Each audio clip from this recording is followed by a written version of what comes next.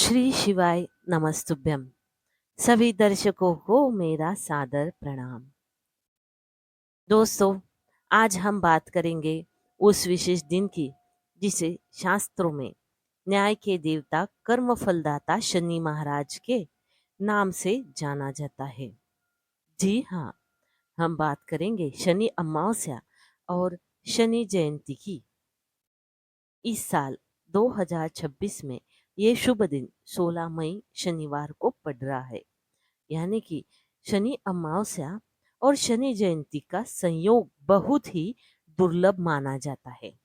ये दिन न केवल शनिदेव को प्रसन्न करने के लिए बल्कि पितरों की शांति और जीवन के समस्त दुख दूर करने के लिए सर्वोत्तम होता है। अमावस्या का दिन पितृ तर्पण के लिए श्रेष्ठ है और जब ये दिन शनिवार को पड़े तो इसे शनि अमावस्या कहा जाता है। ये दिन 3 कारणों से महान है। ये दिन पितरों की आत्मा की शांति के लिए महत्वपूर्ण है। शनि दोष, साढ़े साती और ढैया के निवारण के लिए भी महत्वपूर्ण है।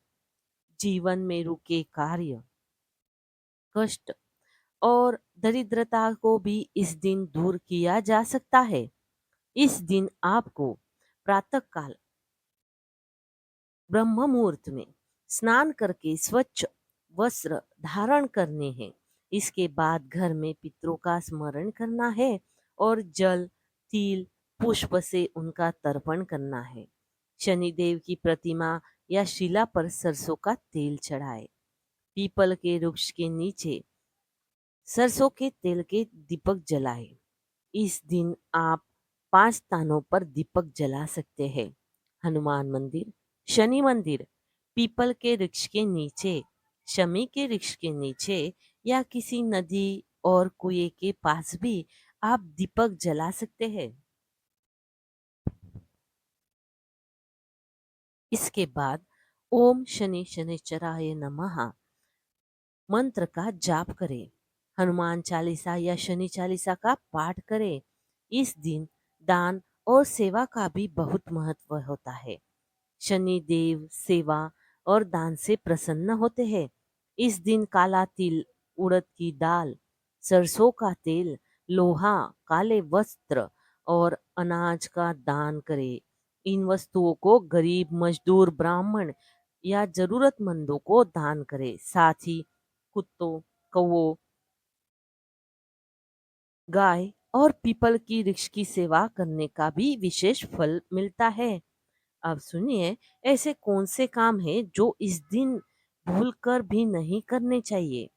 इस दिन बाल और नाखून नहीं काटने चाहिए। क्रोध और झगड़ा नहीं करना चाहिए और ना ही किसी का अपमान करना चाहिए। झूठ, चोरी, छल कपट से भी इस दिन दूर ही रहना चाहिए।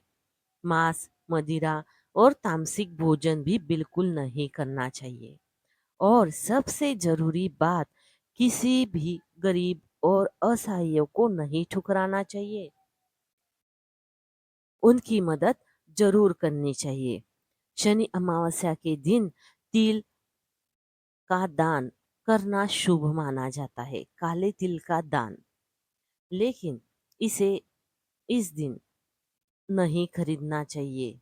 यानी कि इस दिन तिल नहीं खरीदना चाहिए, वरना इसका विपरीत असर पड़ सकता है। शास्त्रों की माने तो इस दिन नमक भी नहीं खरीदना अशुभ माना जाता है। मान्यता है कि ऐसा करने से आर्थिक संकट और धन में हानि हो सकती है। शास्त्रों के अनुसार शनिदेव भगवान सूर्य और उनकी पत्नी छाया के पुत्र है। शनिदेव जन्म से ही कठोर तपस्वी और भगवान शिव के अनन्य भक्त रहे हैं। उन्हें कर्म फलदाता कहा जाता है क्योंकि वे हर इंसान को उसके कर्मों के अनुसार ही फल देते हैं। याद रखिए, शनिदेव किसी के शत्रु नहीं है, वे केवल न्यायप्रिय है।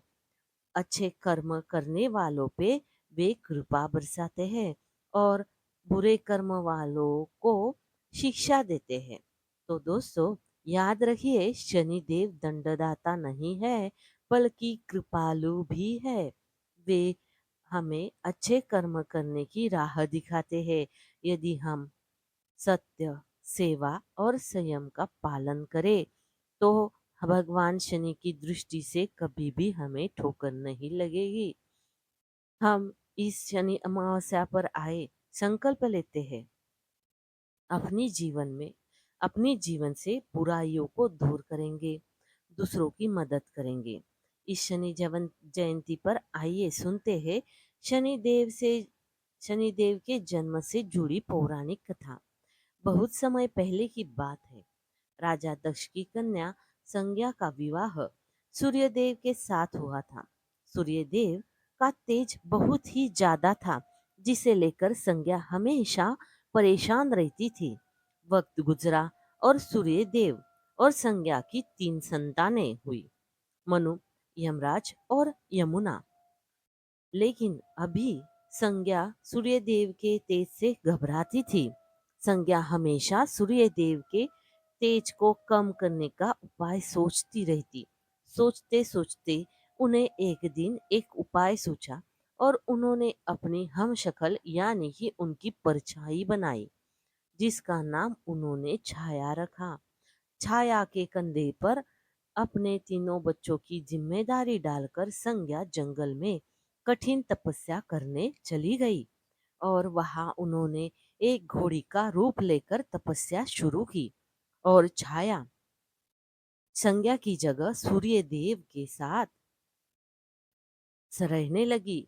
संज्ञा की छाया होने के कारण सूर्य देव को कभी छाया पर शक नहीं हुआ और छाया संज्ञा की एक छाया ही थी, यानी कि परछाई। इसलिए छाया होने के कारण उन्हें कभी सूर्य देव के तेज से कोई परेशानी नहीं हुई।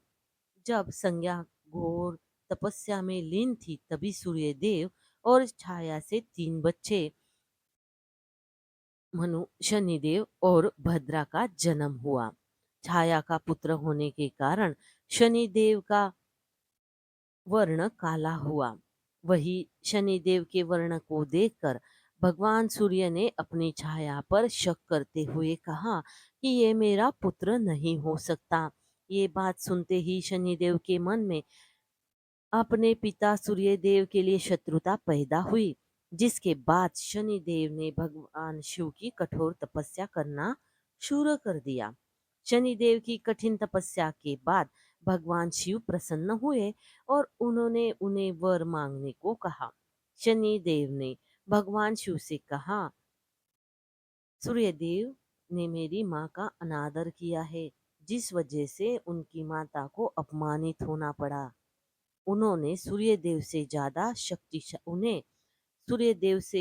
शक्तिशाली और पूजनीय होने का वरदान मांग लिया।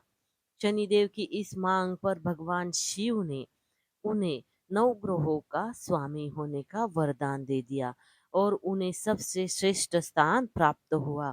इतना ही नहीं, उन्हें ये वरदान भी दिया गया कि सिर्फ मानव जगत ही नहीं, बल्कि देवता, असुर, गंधर्व, नाग और जगत के सभी प्राणी उनसे भयभीत रहेंगे। तो ये थी शनिदेव के जन्म की कहानी। तो दोस्तों, कैसी लगी आपको आज की हमारी ये शनिदेव के जन्म की कहानी? हमें कमेंट बॉक्स में लिखकर जरूर भेजिएगा और साथ ही साथ हमारे इस चैनल को सब्सक्राइब करना ना भूले। हर हर महादेव। धन्यवाद।